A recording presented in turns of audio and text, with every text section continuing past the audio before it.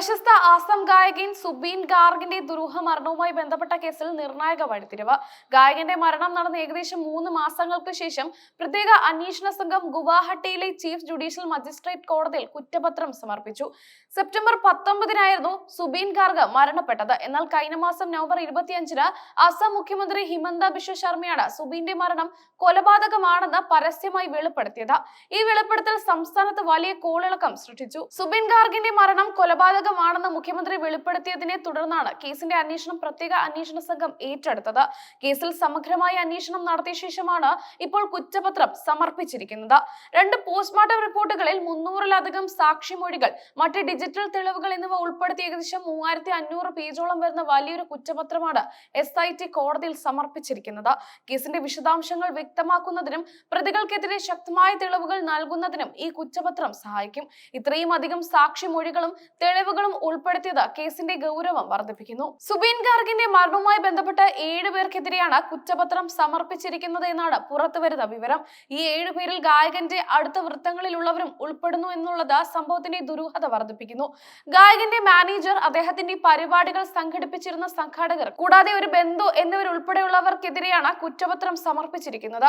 അടുത്ത ആളുകൾക്ക് ഈ കൊലപാതകത്തിൽ പങ്കുണ്ട് എന്ന സൂചനയാണ് ഇത് നൽകുന്നത്. ഗായകൻ സുബീൻ ഗാർഗിന്റെ മരണം നടന്ന ഏകദേശം 3 മാസങ്ങൾക്ക് ശേഷമാണ് ഇപ്പോൾ കേസിൽ കുറ്റപത്രം സമർപ്പിച്ചിരിക്കുന്നത്. ഈ 3 മാസക്കാലം പ്രത്യേക അന്വേഷണ സംഘം തീവ്രമായ അന്വേഷണമാണ് നടത്തിയത്. വിവിധയിടങ്ങളിൽ നിന്നുള്ള തെളിവുകൾ ശേഖരിക്കുകയും സാക്ഷികളെ ചോദ്യം ചെയ്യുകയും ഡിജിറ്റൽ തെളിവുകൾ വിശകലനം ചെയ്യുകയും ചെയ്തു. കേസിൽ കൃത്യമായ ചിത്രം ലഭിക്കുന്നതിനും കൊലപാതകത്തിന്റെ പിന്നിലെ കാരണം കണ്ടെത്തുന്നതിനും വേണ്ടിയാണ് ഇത്രയും അധികം സമയമെടുത്തത്. നവംബർ 25-ന് മുഖ്യമന്ത്രി ഹിമന്ത ബിശ്വ ശർമ്മ സുബീൻ ഗാർഗിന്റെ മരണം കൊലപാതകമാണെന്ന് വെളിപ്പെടുത്തിയെങ്കിലും കൊലപാതകി ആരാണെന്നോ കൊലപാതകത്തിന് പിന്നിലെ കാരണം എന്താണെന്നോ അദ്ദേഹം വ്യക്തമാക്കിയിരുന്നില്ല. ഇതാണ് പ്രത്യേക അന്വേഷണ സംഘത്തിന്റെ പ്രധാന വെല്ലുവിളിയായി മാറിയത്. സാമ്പത്തിക ഇടപാടുകളുമായി ബന്ധപ്പെട്ട പ്രശ്നങ്ങളാണോ അതോ മറ്റെന്തെങ്കിലും വ്യക്തിപരമായ വൈരാഗ്യങ്ങളാണോ കൊലപാതകത്തിലേക്ക് നയിച്ചതെന്ന കാര്യത്തിൽ ഇപ്പോഴും വ്യക്തത വന്നിട്ടില്ല. എങ്കിലും സമർപ്പിച്ച കുറ്റപത്രത്തിൽ കൊലപാതകത്തിന്റെ ഉദ്ദേശത്തെക്കുറിച്ചും അത് എങ്ങനെ നടപ്പാക്കി എന്നതിനെ കുറിച്ചുമുള്ള വിവരങ്ങൾ ഉണ്ടാകുമെന്നാണ് കരുതുന്നത്. ആസാമിലെ ഏറ്റവും പ്രിയങ്കരനായ ഗായകനായിരുന്നു സുബീൻ ഗാർഗ്. അദ്ദേഹത്തിന്റെ സംഗീതം സംസ്ഥാനത്തെ ജനങ്ങൾക്ക് ഒരുപാട് പ്രിയപ്പെട്ടതായിരുന്നു. അപ്രതീക്ഷിതമായി നടന്ന അദ്ദേഹത്തിന്റെ മരണം ആസാം സംഗീത ലോകത്തിന് തീരാ നഷ്ടമായിരുന്നു.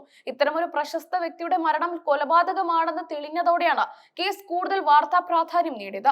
അദ്ദേഹത്തിന്റെ ആരാധകരും സുഹൃത്തുക്കളും നീതിക്കായി കാത്തിരിക്കുകയാണ്. കുറ്റപത്രം കോടതിയിൽ സമർപ്പിച്ചതോടെ കേസിന്റെ നിയമ നടപടികൾ അടുത്ത ഘട്ടത്തിലേക്ക് കടക്കും. കോടതി ഉടൻ തന്നെ കേസിൽ വാദം കേൾക്കുന്ന തീയതി പ്രഖ്യാപിക്കും. കുറ്റപത്രത്തിലെ തെളിവുകൾ ശക്തമാണെങ്കിൽ പ്രതികൾക്ക് കടുത്ത ശിക്ഷ ലഭിക്കാൻ സാധ്യതയുണ്ട്. അസമിലെ രാഷ്ട്രീയം, സാംസ്കാരിക രംഗത്ത് വലിയ ചർച്ചാ വിഷയമായി മാറിയ ഈ കേസിൽ ഇനി എന്തായിരിക്കും സംഭവിക്കുക എന്ന ആകാംക്ഷയിലാണ് എല്ലാവരും. സുബീൻ ഗാർഗിന് നീതി ലഭിക്കാനുള്ള കാത്തിരിപ്പിലാണ് ആരാധക സമൂഹം.